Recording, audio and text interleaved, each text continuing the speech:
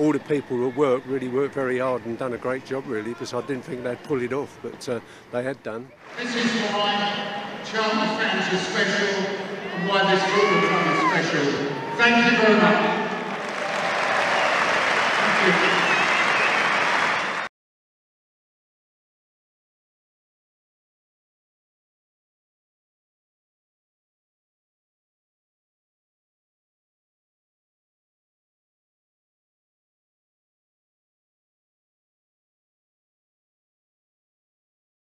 But Mark Kinsella, like the club he's so proud to lead, has completed the final climb.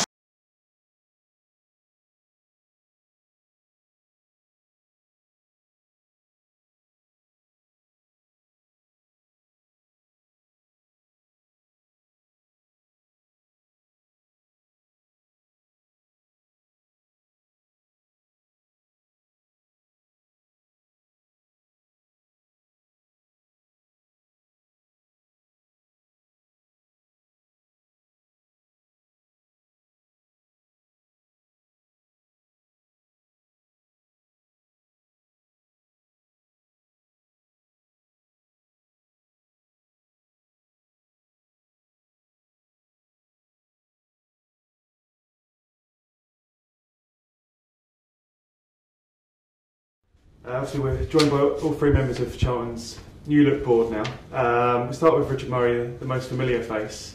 Richard, obviously you've not actually left the board over the past few years, but you're back as chairman, and you must be excited.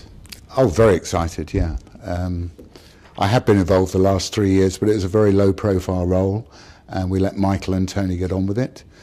But Roland has come in and bought the club, and he's very pleased for me to make my contribution, and in many ways I'm going to have the relationship with the fans, which is the one I enjoy, and we'll be speaking on behalf of the board when it's appropriate. Yeah, I was going to come on to that. Obviously, while the fans can probably expect to hear a lot from Chris Powell on the football side of things, I can also look forward to hearing from you more so than they have been in the past few years about the other side of the club. Yeah, I think, well, I would imagine that Chris will be the most popular speaker because most fans want to hear about the team. But yeah, no, I'll be there if people want to know more about corporate affairs. Roland, our owner, has many businesses to run. We're very pleased that he's taken up the financial responsibility of the club, but he's not going to have, you know, a day-to-day involvement at the Valley. He has people like myself and Chris and Katrien who will do that for him. And obviously you've been involved in the club for many years and a big fan of the club as well. How do you feel about this new direction going forward? Well, I've said to fans for many years, it's a very difficult job being in the Championship. Premiership is easy, lots of money, parachute money and what have you. The Championship is about many clubs trying to gamble to get to the gold from the Premiership. And I think we've got to do it carefully and cleverly, and hopefully with the television money increasing over the next few years and player salaries becoming more appropriate for the division we're in, Championship clubs should be able to exist without losing money, which is how I think sport ought to be. And just finally for yourself, Richard, obviously we're speaking after the day after the Oxford game. You were there last night watching the team. Will fans be seeing a lot more of you at away games up and down the country? Yes, I think other than Middlesbrough and one or two other northeastern ones, I should be going, and I will try and give Chris the support when Roland isn't there himself.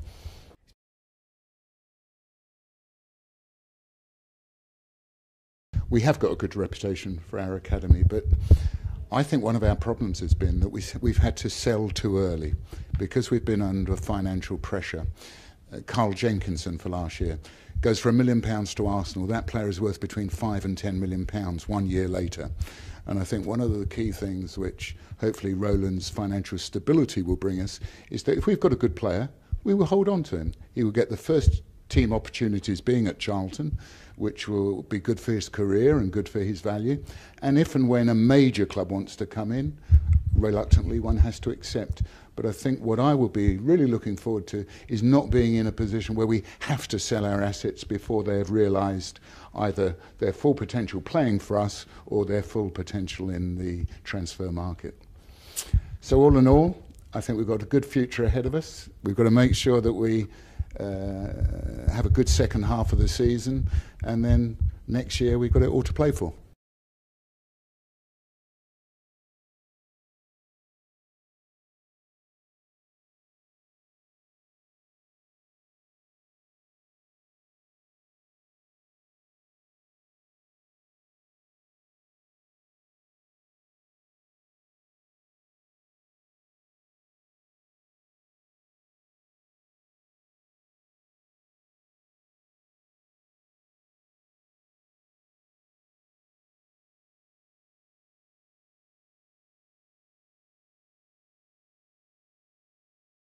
I believe in the strategy, and I will defend it to anybody who wants to talk to me about it.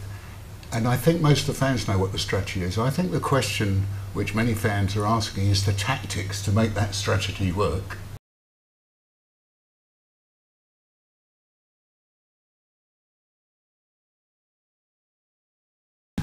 And can I just add to that, I think interim manager is exactly, or interim coach is exactly the right title, because it was decided something had to be done quickly. Karel had experience of this club and limited experience of the championship as assistant to Riga. The other thing is he's kept a very keen interest on us since he's left. And it was felt that he could come in immediately and do a job.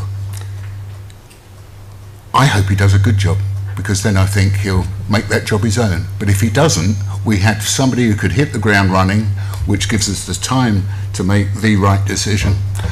With regard to whether it should be an English manager or not, I'd say two things. One easy answer, but you know, Neil Lennon I thought was one of the greatest managers there was. Bolton have a squad cost of about 3 or 4 times our budget, and they're below us. So there's no guarantees who you take. But one thing I will say, and this may disappoint you, but I think the most important relationship in any football club, and Johnny will disagree, but from where I sit, is between the owner and the manager or head coach. They have to have a relationship where they trust each other. And if Roland, who is our owner, trusts more somebody he knows, then I think that's important, because if he doesn't trust the manager, if they don't get on, we haven't got a chance.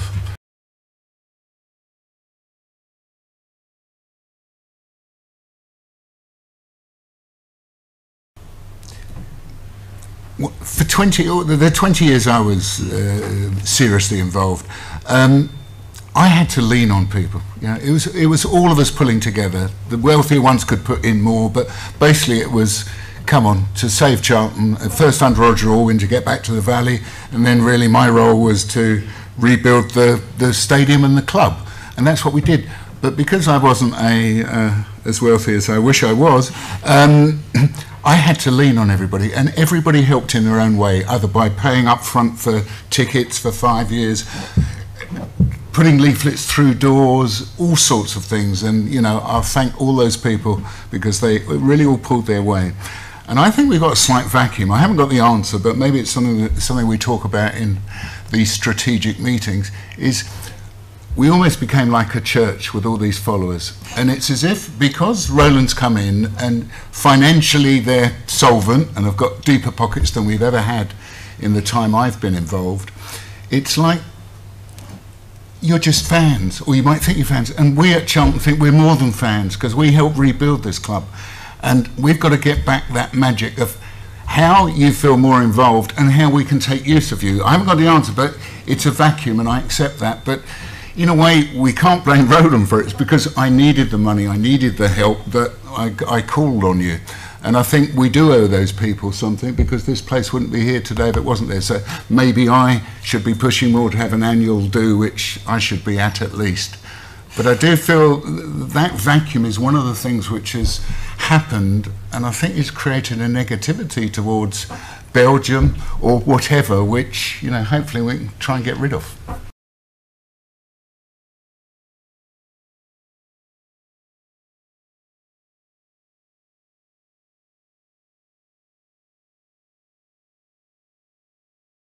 Silly Uncle Dick, now his wits are not so quick. While he disses Peter Varney and he smiles at us so smarmy, it's enough to make you sick. He's still desperate desperately clings to the hope of one last fling. Our inept president likes to describe our discontent as just a message board thing.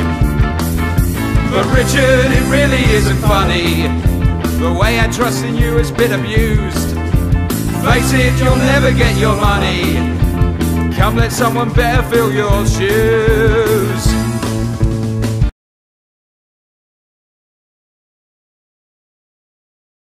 A season ticket holder in the Selhurst Park days, and a good friend of mine was Martin Simons. And Martin was approached by Roger Alwyn, I think it was on the ski slopes actually in Mirabel, looking for extra investment. And Martin and I decided to buy 5% of the club each, and we became directors. We invested our money, we gave our cheques, and at the time didn't ask for our share certificates. And unfortunately they never arrived, because unfortunately one of the shareholders, Mike Norris, was in financial trouble at the time, and the banks held all his assets. So we really went in at the deep end. We put our money in but didn't get anything back for it, so I then got more involved.